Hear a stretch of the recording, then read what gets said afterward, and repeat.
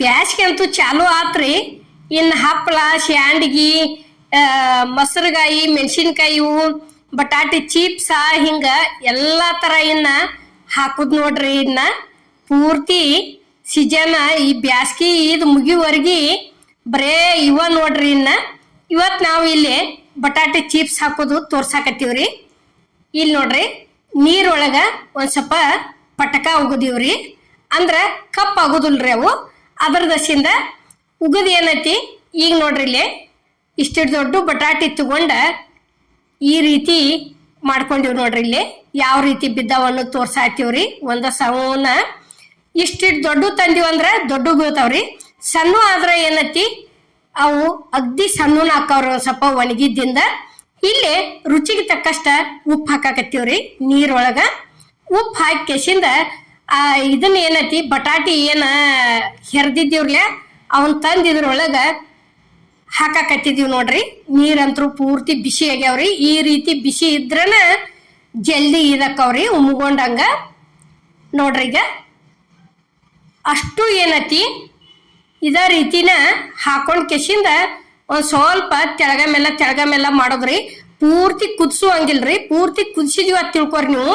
ಇಷ್ಟ ಮುಚ್ಚಿ ಒಂದ್ 5 ನಿಮಿಷ ಬಿಟ್ಟಿವಿ ಅಂತ ತಿಳ್ಕೊರಿ, ತಕ್ಕೊಂಡ ಬಿಡುದ್ರಿ ಅವತರನ. ಈಗ ನೋಡ್ರಿ ಇಲ್ಲಿ ಒಂದೊಂದಾಗೆ ಯಾವ ರೀತಿ ಒಂದ್ ಕಾಟನ್ ಬಟ್ಟೆ ಸೀರೆ ಹಾಸಿ ಕೆಸಿಂದ ಸೀರೆ ಮ್ಯಾಲ ಹಾಕಾಕತ್ತೀವ್ರಿ ನಾವು. ನೋಡ್ರಿ 2 kg ಬಟಾಟಿ ಚಿಪ್ಸ್ ಹಾಕಿವ್ರಿ ನಾವು ಇವತ್ತ.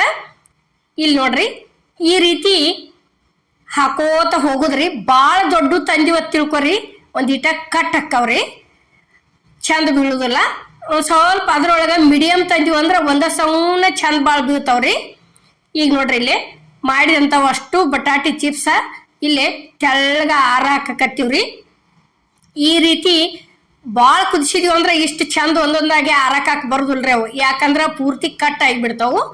ಅಷ್ಟ ಮೀಡಿಯಂ ಕುದಿಸಿದೀವಿ ಅಂದ್ರ ಈಗ ಹೆಂಗ್ ನಾವ್ ಇಲ್ಲಿ ಆರಾಕಿವ್ ನೋಡ್ರಿ, ಈ ರೀತಿ ಆರಾಕಾಕ್ ಬರ್ತಾವ್ರಿ. ನೋಡ್ರಿ ಈಗ ಇಲ್ಲಿ ಯಾವ ರೀತಿ ಹಾಕಿದೀವಿ ಅನ್ನೋದು ನಾವು ನಿಮಗ್ ತೋರ್ಸಾಕತ್ತೀವ್ರಿ. ಈ ಬಟಾಟಿ ಚಿಪ್ಸ್ ಮಾಡೋ ವಿಡಿಯೋ ನಿಮಗ ಇಷ್ಟ ಆಗೈತೆ ಅನ್ಕೋತನ್ರಿ. ಇಷ್ಟ ಆಗಿದ್ರ ಲೈಕ್ ಮಾಡಿ, ಶೇರ್ ಮಾಡಿ, ಕಮೆಂಟ್ ಮಾಡಿ, ಸಬ್ಸ್ಕ್ರೈಬ್ ಮಾಡಿ.